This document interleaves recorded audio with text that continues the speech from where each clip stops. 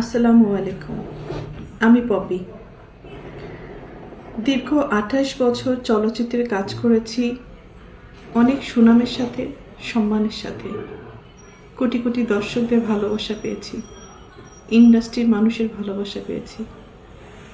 কিন্তু এই মুহূর্তে আমি ক্যামেরার সামনে কথা বলছি একজন ব্যর্থ মানুষ হিসাবে। ব্যর্থ মানুষ বলছি এই কারণে, সবার মন জয় করতে পারলেও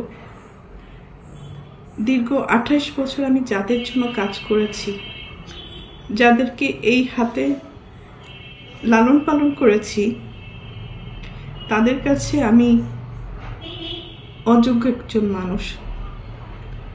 তাদের মন মতো চলতে পারিনি, তাদের মনের মতো করে নিয়ন্ত্রিত হতে পারিনি। হয়েছি, একসময় হয়েছি, কিন্তু এখন হতে পারি না।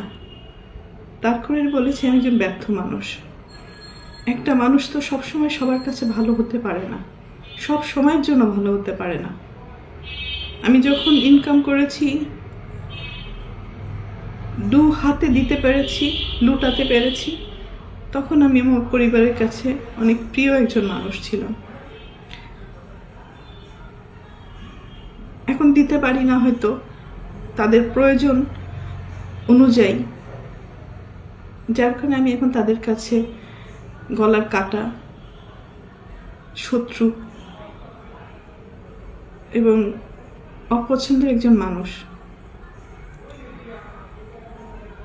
দীর্ঘ 2 দিন যাবৎ আমি আসলে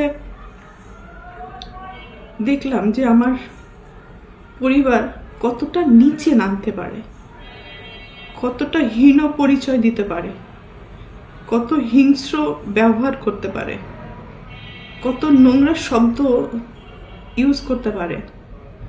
সাথে আমার মিডিয়া, তারাও আমার একসময় চলার পথের সঙ্গী হিসাবে কাজ করেছে। মিডিয়ার কাছ থেকে সবসময় আমি সহযোগিতা পেয়েছি, ভালোবাসা পেয়েছি, সাপোর্ট পেয়েছি। কিন্তু আমার পরিবারের কয়েকটা মানুষের মিথ্যা কিছু কথাবার্তা, মিথ্যা অভিনয়, মিথ্যা নাটক, মিথ্যা অভিযোগ বলার সাথে সাথে যে মানুষগুলো আমাকে সব থেকে বেশি চেনার কথা, জানার কথা, সাপোর্ট করার কথা, সেই মানুষগুলো ওই মানুষগুলো আমার পরিবারের মানুষগুলোর কথা অনুযায়ী আমাকে ভুলভাবে আমার দর্শকদের কাছে বলেন, বাংলাদেশের মানুষের কাছে খুব বাজেভাবে উপস্থাপন করেছে। তো এর থেকে দুঃখজনক আর কিছুই হতে পারে না। যাদের জন্য কাজ করেছি আজকে তারা কেউই আমার না। এই জন্য হয়তো আল্লাহ বলে, যার যার জীবন হিজ হিজ হুজ হুজ, কিয়ামতের মাথায় কেউ কাউকে চিনবে না। তো একটা মেন পয়েন্টে আসি। আজকে যে অভিযোগগুলো আমার মা আর বোন করছে, খুব স্ট্রংলি আমি প্রতিবাদ করলাম। এর পুরোটাই মিথ্যে, বানোয়াট, এবং তাদের স্বার্থ উদ্ধার হয়নি বলে আজকে সত্য একটা জিনিসকে অসত্য বলে প্রমাণিত করার চেষ্টা করছে। আমি একজন শিল্পী মানুষ, আমি কি ভূমিদস্যু? আজকে যাদেরকে আমি এই 2 হাতে ছোটবেলার থেকে লালন পালন করেছি, যাদেরকে আমি মানুষ করেছি, আমার জীবনের অনেকগুলো সময়, সুন্দর একটা সময়, প্রতিটা মানুষের একটা সুন্দর সময় থাকে নিজের জীবন উপভোগ করার সময়, সেই সময়টা আমি তাদের জন্য ব্যয় করেছি, তাদের পিছনে ব্যয় করেছি, তাদেরকে মানুষ করার জন্য। কারণ আমার বাবা মায়ের সন্তান আমার সন্তান না, কিন্তু তারা কিন্তু আমার দায়িত্ব না। তারপরেও আমি আমার ভাই বোনদেরকে নিজের সন্তান হিসেবে লালন পালন করেছি, দায়িত্ব পালন করেছি। নিজের ভবিষ্যৎ, নিজের ভালো লাগা, মন্দ লাগা অনেক কিছুই বাদ দিয়ে দিয়েছি শুধু আমার ভাই বোনদেরকে মানুষ করার জন্য। কিন্তু এখন এসে দেখলাম মানুষ তো হয়নি, হিংস্র কিছু পশুও বলবো না, পশুরা তো আসলে খুব কৃতজ্ঞতা থাকে পশুদের মধ্যে, কিন্তু এদের মধ্যে সেই কৃতজ্ঞতা বোধটুকুও নেই। আর উপরের দিকে থুতু ফেললে তো নিচের দিকেই আসে। কাদের নামে অভিযোগ করব? অভিযোগ তো আসলে করে বাইরের লোকদের মানে নামে। আর আমি যেহেতু আমার ভাই বোনদেরকে, আমার বাবা মাকে অনেক ভালোবাসি, যার কারণে আমার জীবনে আমি অনেক কিছু ফেস করেছি তাদের দ্বারা। নির্যাতিত হয়েছি, লাঞ্ছিত হয়েছি, অপমানিত হয়েছি। নিজের এত বছর যে আমি ইন্ডাস্ট্রিতে ইনকাম করেছি, তারা আমার সাথে বেইমানি করেছে। আমার সমস্ত অর্থ আমার কাছ থেকে নিয়ে নিয়েছে। আমার টাকা দিয়ে কেনা সয় সম্পত্তি কোনো কিছুই আমার নামে ছিল না, আমার প্রত্যেকটা ভাই বোনের নামে ছিল। আমার অ্যাকাউন্টগুলো শূন্য ছিল এবং আমার গাড়ি, শুধু আমার দেহটা ছাড়া আমার কোনো কিছুই আমার ছিল না, সব কিছুই তাদের আন্ডারে ছিল। আমিও তাদের আন্ডারে ছিলাম। তো একটা পর্যায়ে এসে মানুষের জীবনে বেঁচে থাকার জন্য কিছু না কিছু প্রয়োজন হয়। তো বেঁচে থাকার মতো শুধু আমার জানটা ছিল হয়তো। তো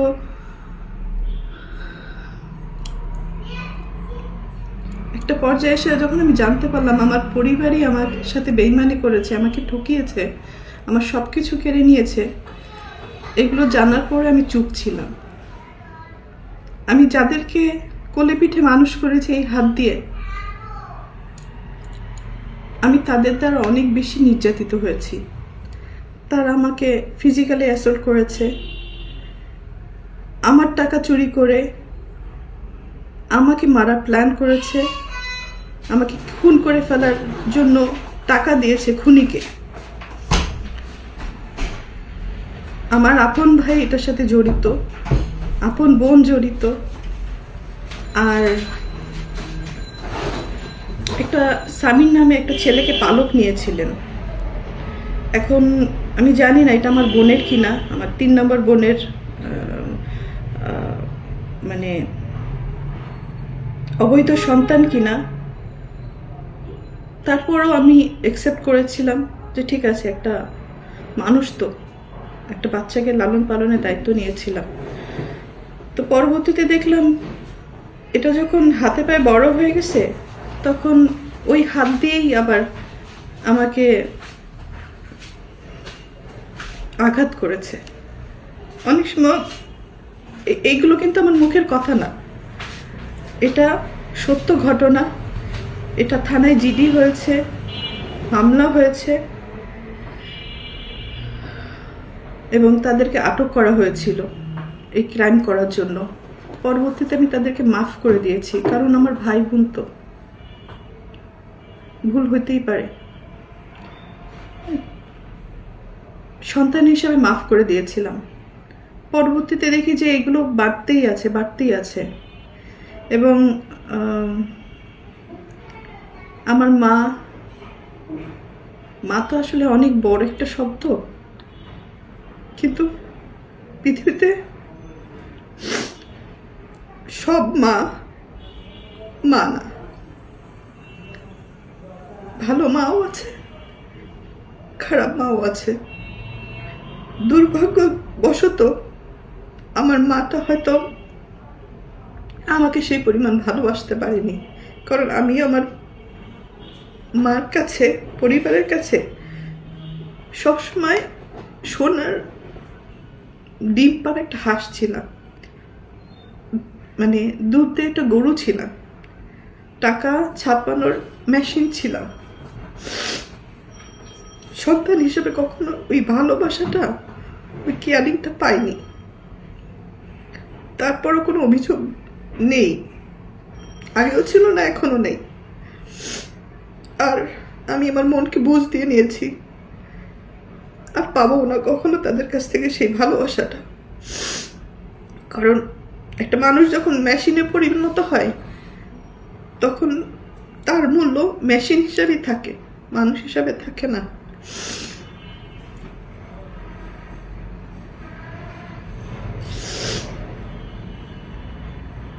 তো যাই হোক, আমার বাপ মা আমাকে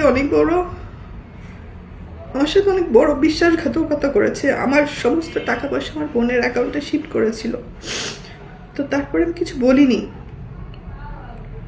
আমার ইন্ডাস্ট্রির কিছু মানুষ আমাকে যারা ভালোবাসে তারা আমাকে সাপোর্ট করেছে। ওই সময় 2007-এর ঘটনা বলছি, মানে একটা টাইমে আমি যে জানতে পারলাম কোনো কিছুই আমার ছিল না।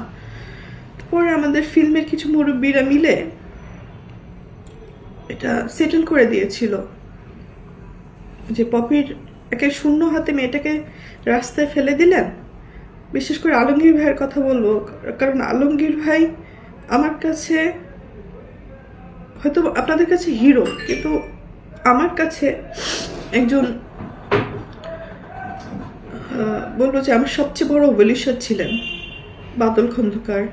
আরও আছে, আরও অনেক কাছের মানুষ আছে, তারা এই প্রবলেমগুলো ভিতরে ভিতরে জানতেন এবং ওনারা আমাকে অনেক সাপোর্ট করার চেষ্টা করেছেন। আমার বাবা মাকে ডাক দিয়ে বললো যে ওর কিছু জিনিস ওকে ফেরত দেন, কারণ এটা তো একটা মেয়ে, হ্যাঁ, ওর জীবনে বেঁচে থাকার জন্য কিছু না কিছু ফেরত দেন। তো তখন আমার বাবা মা কী কারণে আমার সাথে বেইমানি করেছিল আমি জানি না, হয়তো এরকম ঘটনা অনেক আছে।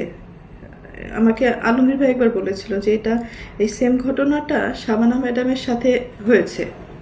কারণ আমি না তখন মেন্টালি খুব আপসেট ছিলাম যে আমার বাপ মা ভাই বোন আমার সাথে এরকম করলো, বিশ্বাসঘাতকতা করলো, আমার সাথেই করলো। তখন আলমগীর ভাই আমাকে বলেছিল না, এই ঘটনা এর আগে অনেক মানুষের সাথেই হয়েছে।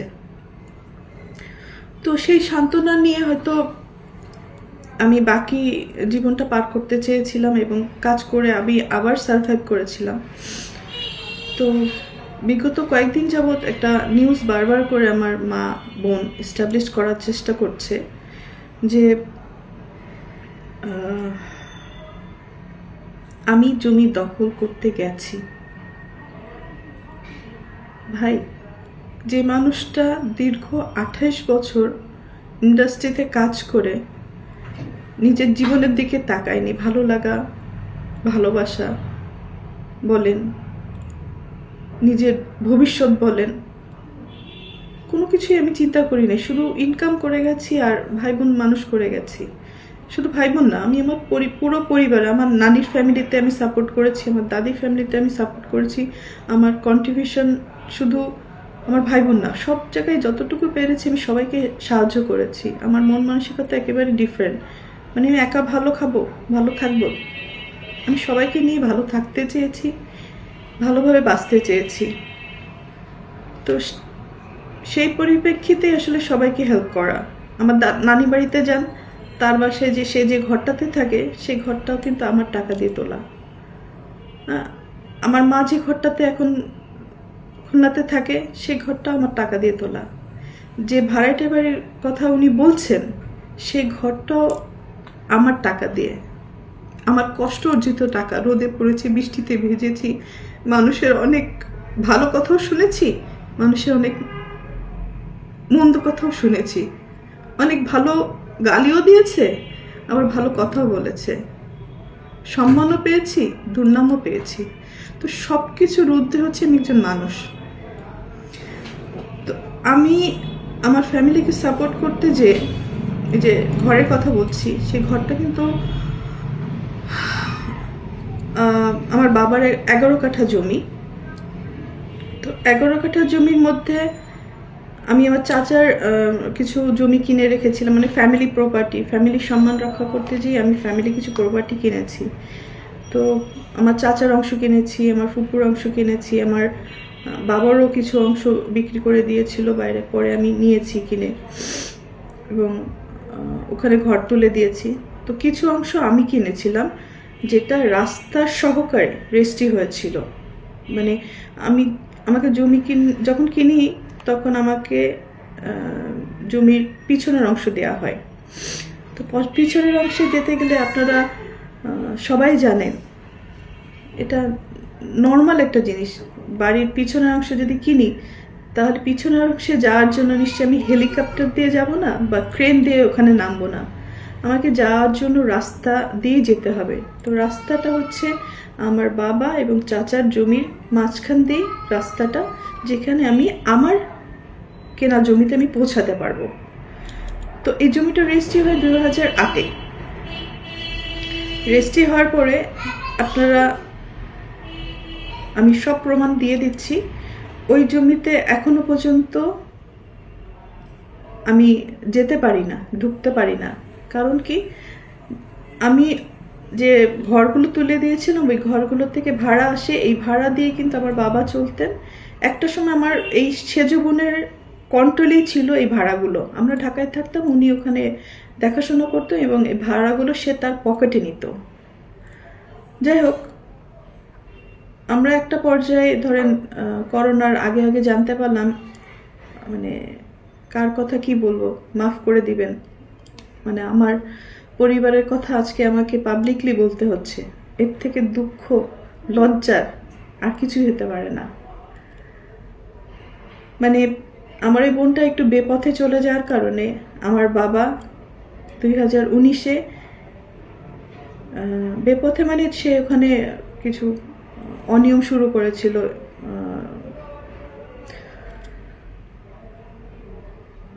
নেশা জাতীয় ব্যবসা শুরু করেছিল, জিনিসের স্মাগলিং শুরু করেছিল, সুদের ব্যবসা শুরু করেছিল। তো আমাদের যতটুকুই আছে সম্মান ফ্যামিলিতে, মানে দেশের মানুষের কাছে সম্মান বলেন আর খুলনার মানুষের কাছে সম্মান বলেন, এই সব কিছু, মানে সব কিছুর কি বলে, সব কিছুর কারণে আমার বাবা তাকে এগুলো স্টপ করতে বলে। তো উনি স্টপ করে না এবং আমার মা তাকে এই সমস্ত অকারেন্সের জন্য তাকে সহযোগিতা করে, সাপোর্ট করে। তো যার কারণে আমার মা এবং বাবার সাথে এগুলো নিয়ে দ্বন্দ্ব বাঁধে এবং দ্বন্দ্বের এক পর্যায়ে যে আমার বাবাকে খেয়ালি মারে, মারধর করে এবং রক্তাক্ত করে দেয়। তো বড় সন্তান হিসাবে এটা আমার সামনে হওয়াতে আমি আমার ছোট বোন এটা প্রোটেস্ট করি এবং প্রোটেস্ট করতে যে আমার বাবাকে সেভ করতে যে আমিও সেখানে ইনজিউর হই। হ্যাঁ, আমার ছোট যে পালিত ভাই বলে, তথাকথিত ছোট ভাই সামির এবং বোন খেয়ালি, ওনারা আমাকে, আমার বাবাকে প্রচুর পরিমাণ মারধর করে। সেটা পুরো খুলনা শহর সবাই জানে, আমার ফুল ফ্যামিলি জানে। এবং আমার কাজিন আছে, ফুফাতো ভাই, সেও পাশ থেকে, সবাই তো আসলে মুভ করে না। আমার এই ফুফাতো ভাইটা, ভাই 2-4 জন ছিল যারা এসে দেখে যে আমার বাবাকে আমাকে পিটাচ্ছে, মানে মেরে ফেলার উপক্রম হয়েছে। সেই মুহূর্তে ওরা এসে আমাদেরকে সেভ করে এবং তারাও এই আক্রোশের শিকার হয়। তো ওই মুহূর্তে বাসার মধ্যে আমাদের ফ্যামিলিতে ডিসিশন হলো যে, এবং আম্মিরও কিছু যোগাযোগ শুরু হলো যেটাতে আসলে স্বামী হিসাবে আমার বাবা মেনে নিতে পারেননি। আসলে এটা বলা উচিত না, যাই হোক এখন বাধ্য হয়ে আমাকে বলতে হচ্ছে। না বললে আমার ইমেজ যেভাবে তারা নষ্ট করার চেষ্টা করেছে, আমার তো অল্প ছোটোখাটো একটা ইমেজ, সুন্দর যতটুকু কাজ করার চেষ্টা করেছি সেই ইমেজগুলো সে নষ্ট করার চেষ্টা করেছে এবং দেশের মানুষের কাছে আমাকে একদম ভূমিদস্যু হিসাবে প্রেজেন্ট করেছে। হ্যাঁ, একজন নায়িকা হিসেবে না, আমাকে একজন ভিলেন হিসেবে প্রেজেন্ট করে ফেলেছেন, যেটা একেবারেই মিথ্যা কথা। তাদের এই দোষগুলো দেওয়ার কারণেই, ঢাকতে যেয়ে এই কাণ্ড কারখানাগুলো করেছে। তো মেন কথাতে আসি। তো ওই সময় আমার বাবা তাকে ডিভোর্স দিতে চেয়েছিলেন এবং বাসার থেকে দীর্ঘ 4 বছর আমার মা এবং বোনকে আমাদের বাড়ি থেকেই উনি বের করে দিয়েছিলেন। এটা আমাদের ফিল্মের সবাই জানে, আমাদের পরিবারের সবাই জানে, খুলনাবাসী সবাই জানে। এবং আমার বাবা অতিষ্ঠ হয়ে মারধর খেয়ে পরে উনি থানাতে জিডি করেন, আমাদের খুলনা সোনাডাঙ্গা থানা 2019-এ 14 মে একটা জিডি আছে, এটা আমি দিয়ে দিব, বা আপনারা খুঁজলে সবাই পাবেন। ওই সময় থানার ওসি সাহেব হয়তো উনি আপনাদের ভালো করে ব্রিফ করতে পারবে ঘটনাটা। এবং র্যাবে আমার বাবা যে কমপ্লেন করে আমার ওই বোনের নামে, তো ওইটার একটা আক্রোশ ছিল, যার কারণে আজকে আমাকে খুব নোংরাভাবে দর্শকদের কাছে প্রেজেন্ট করেছেন আমার মা এবং আমার বোন। তো আমি আরেকটা কথা বলি, সেদিনকে যে আমি খুলনাতে গিয়েছিলাম, খুলনাতে যার মেন কারণ হচ্ছে ওয়াসা আমাকে চিঠি দিয়েছে, যেহেতু আমার ইলেকট্রিক্যাল লাইন এবং ওয়াসার লাইন, আমার নামে যে লাইনটা আছে, এটা অবৈধভাবে আমার মা বোন দখল করে রেখেছে এবং এটা ভাড়াটারা ইউজ করে। হ্যাঁ, এই ভাড়াটে বাড়ির টাকাটা ওনারা নেয়। হ্যাঁ, ওনারা বলছে আমি দখল করেছি, তো দখল যদি করি আমি, তাহলে আমার মা বোন কীভাবে টাকাটা, মানে আমার বাবা মারা যাওয়ার পরে রীতিমতো তারা ওইখানে কবজা করেছে এবং দখল করার চেষ্টা করছে। তো তারপর আমি বলছি যে, মনে করেছি যে আমার মা বোনই তো, খাইলে খাক, আমি ওটা দেখিও না, নেও না, আমি যাইও না, আমার রাস্তা আটকায় রাখার পরেও। তো যেহেতু তারা ওই ইলেকট্রিকের লাইন এবং ওয়াসার লাইনটা অবৈধভাবে ইউজ করছে, তারা কোনো টাকা পয়সা পরিশোধও করে না, অনেক টাকা বকায় পড়ে যায়, পরে দেখা যায় যে আমার এই বিলগুলো সব পরিশোধ করতে হয়। ভাই, আমি তো মানুষ, কাহাতক করব, কতক্ষণ করব, কতদিন করব? আমার নিজের জীবনের দিকেও তো তাকাতে হবে। তো যার কারণে অফিসিয়াল চিঠি পাওয়ার পরে আমি ওখানে প্রেজেন্ট হই। প্রেজেন্ট হওয়ার পরে ওয়াসার একটা শুনানি ছিল যে ওয়াসার যে লাইনটা, আমার এই লাইনটা ছিল আমার চাচির নামে, যেটা আমার বাবা ওনার ওখানে ইউজ করতেন, কিন্তু পরবর্তীতে এটা একটা অবৈধ লাইন বলা হয়। তো যার কারণে অনেকগুলো টাকা, আব্বু মারা যাওয়ার পর অনেকগুলো টাকা বিল বকেয়া পড়ে যায়। পরে ওটা আমার বোন দিতে অস্বীকার করার পরে আমি ওই বিলগুলো পরিশোধ করি এবং আমার চাচিকে বলি যে উনি এই লাইনটা কি করবেন। তখন বললো যে, পপি, তাহলে তুমি টাকা পরিশোধ করছো, তুমি এই লাইনটা তোমার নামে নিয়ে নাও। তো আমি তখন বললাম যে ঠিক আছে, আমাকে দিয়ে দেন। ওয়াসা এটা ইনকোয়ারি করে অফিসিয়াল লিগ্যাল কাগজপত্র প্রসিডিউর করার পরে আমাকে পারমিশন দিয়েছে। তখন ওয়াসা আমাকে চিঠি দিল যে আপনি আসেন অন দ্য স্পটে, এটা আমরা ইনকোয়ারি করব। তো ওই কারণে কিন্তু আমার ওখানে যাওয়া। এই রাস্তাটা আমাকে না দেওয়ার জন্য ওনারা এই নাটকগুলো সাজাচ্ছেন এবং নোংরা কথা বলছেন, যাতে এই রাস্তাটা না দেওয়া লাগে, মানুষকে ডাইভার্ট করছেন।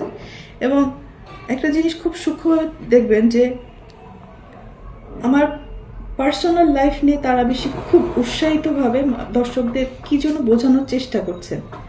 তো জমি দখল এক সাবজেক্ট, আমার পরিবার নিয়ে, আমাকে নিয়ে নোংরা কথা বলা, এটা আরেকটা সাবজেক্ট।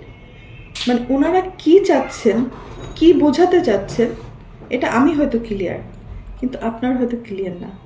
বাট আমি এখন ক্লিয়ার করি, ওনারা অবৈধভাবে আমার লাইনটা ইউজ করতে চাচ্ছেন, যেটা আমি বিগত দিনে সারা জীবন ভর্তুকি দিয়ে গেছি, ভর্তুকি দিয়ে যাব, আমি মৃত্যুর আগ পর্যন্ত তাদের কাঠপুতুল হিসাবে তাদের কাছে থেকে যাব। এটা একটা চাওয়া তাদের। তো আমি আমার জীবন বাঁচাতে দূরে থাকাটা কি আমার অপরাধ? ভালো থাকাটা কি অপরাধ? সুস্থ সুন্দর থাকাটা কি অপরাধ? যদি এটা অপরাধ হয়ে থাকে, তাহলে আমি অপরাধী, তবে ভূমিদস্যু হিসাবে আমি অপরাধী না। আমি আমার মাকে, আমি কিছু ভিডিও ক্লিপিংস দিব আপনাদেরকে, আপনারা দেখে জাজমেন্ট করবেন, এটা কি কোনো মা? এটা কি কোনো বোন? আমি নিজে অবাক হই যে আমি কাদের জন্য করেছি। কেন করেছি, এই সমস্ত কোশ্চেনের নিজের কাছে নিজে করতে করতে এখন আমি না মানে অনেক হিসাব মিলাতে পারি না, যার কারণে আমি সব কিছু থেকে দূরে চলে গেছি। আমি আর কতদিনই বাঁচব, যে কদিন বাঁচতে চাই একটু সুন্দরভাবে বাঁচতে চাই, একটু ভালো থাকতে চাই, একটু ভালো খেতে চাই, আল্লাহ খুদার নাম করতে চাই। আমার ফ্যামিলির কারণে আমি যতটুকু কাজ করতে যে মানুষের গালি খেয়েছি, যতটুকু পাপ কামাইছি, এগুলো সব কিছু মুছে ধুয়ে আমি সুন্দরভাবে মরতে চাই। এটা যদি আমার জন্য অপরাধ হয়ে থাকে, আমি অপরাধী ভাই। আর কিছু বলার নেই আমার। আমি কাগজ, পেপারস, ডকুমেন্ট সব আমি এই লিঙ্কে হয়তো দিয়ে দেব। আমার যারা সাপোর্ট করেন, আমার ওয়েলিশ যারা আছেন, মিডিয়ার সাংবাদিক ভাই বোনেরা, তাদেরকেও বলবো যে ভাই, একটা মানুষ যদি ভালোভাবে বাঁচতে চায়, তার নামে এত নোংরা কথা লিখেন না, বলেন না। পরিবারের মানুষ তো তার স্বার্থে আমাদেরকে ইউজ করে, স্বার্থ শেষ হলে চিনে না। আপনারও অন্তত পক্ষে যারা মিডিয়াতে ভালোভাবে কাজ করে গেছে, তাদেরকে অন্তত পক্ষে সম্মানের সাথে প্রেজেন্ট করেন। বিদায়টা যেন সম্মানের হয়, এতটুকুই আপনাদের কাছে চাওয়া। একজনের কথাতে বাজেভাবে একটা মানুষকে প্রেজেন্ট করেন না, অসম্মান করেন না। সুনাম কামাতে অনেক সময় লাগে, বদনাম করতে 1 সেকেন্ড লাগে। অ্যাটলিস্ট আমাকে একটু ভালো থাকতে দেন, একটু দোয়া করেন যাতে আমি ভালো থাকি। আমার মা হয়তো উনি মানসিকভাবে অসুস্থ, এতটুকুই বলবো যে আল্লাহর কাছে, যে আল্লাহ যেন ওনাকে হেদায়েত দান করেন, ওনাকে সুস্থতা দান করেন, ভালো এবং মন্দর বিচার করার তার জন্য বিবেক বুদ্ধি হয়। সন্তান সবাই সমান। যদি উনি সন্তান হিসেবে আমাকে বলে থাকেন, মেনে থাকেন, জেনে থাকেন, তাহলে সন্তান সবই সমান। আমি কিন্তু কারোর জমি দখল করিনি। যে মানুষটা সারা জীবন সবাইকে দিয়ে গেছে, আমার ভাই বোনের কাছে আমার কিছুই চাওয়ার নেই, কিছুই পাওয়ার নেই, শুধু একটু সম্মানের আশা করি। আপু কেমন আছেন? ভালো আছেন? ভালো থাকেন। আমিও দোয়া করি আমার ভাই বোন, আমার আত্মীয় স্বজন যেখানে যেভাবে আছেন সবাই ভালো থাকেন, দেশবাসী ভালো থাকে। সবার জন্য ভালোবাসা, ভালো দোয়াত করি। কারোর জন্য আমি ক্ষতিকর মানুষ না, পারলে দিয়েছি, না পারলে কারো ক্ষতি কোনোদিন করি নাই। আমি আমার বাবা মার কাছ থেকে কখনো কোনো কিছু নেয়নি। 14 বছর বয়সে ইনকাম করেছি, আমি করা শুরু করেছি। আমি আমার বাবার কাছ থেকে কবে একটা ঈদের জামা নিয়েছি, পেয়েছি, আমি বলতে পারবো না। আমার মা কবে আমার মাথায় তেল দিয়েছে, দুগাল ভাত খাওয়াই দিছে, আমি বলতে পারবো না। কাজের তাগিদে অনেক কষ্ট করেছি। তো আমি যেখানে আছি অনেক ভালো আছি, সুস্থ আছি, সুন্দর আছি।